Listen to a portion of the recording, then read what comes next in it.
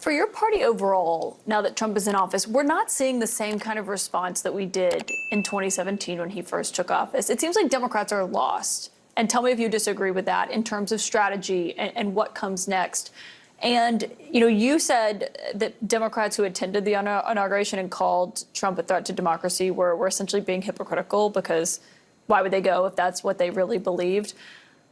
For the Progressive Caucus, and for progressive Democrats and all Democrats. But also, you have to remember, Trump himself did not attend Biden's inauguration. Yeah. Even though he was the outgoing president that was supposed to, help with that transition. They didn't have the decency to invite the Bidens to the White House. And so just the level of indignity that they'd shown and disrespect to tradition, to me, said no one should show him dignity and respect. Do you think President Biden handled that wrong? Because, he greeted him, he said, welcome home, he left him a letter. I mean, he followed all of the traditions that typically you see an outgoing president follow. President Biden has always been a real American, a patriot. And I think the fact that he did not have a peaceful transition and it was challenging for him, wanted to show the American people how to do it and remind them. And I think there were some exceptions of some of the folks that could have been there for that sort of purpose. But to have the mass number of people that showed up that really didn't have a reason to be there.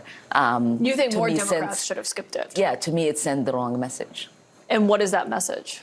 That message is that this person that we told you is going to destroy our democracy and is currently in the process of dismantling everything we hold dear.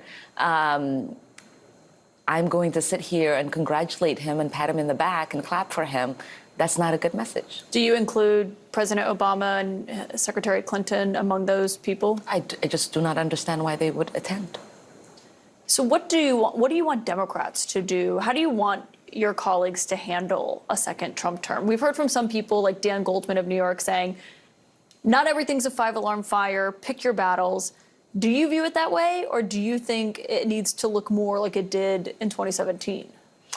No, obviously we have to pick our battles. I don't think we have to be present for the ceremonial things. This is not a chummy person that, this is not a person that we want to be chummy with. When there is an opportunity to work together to make life better for the American people, we do that.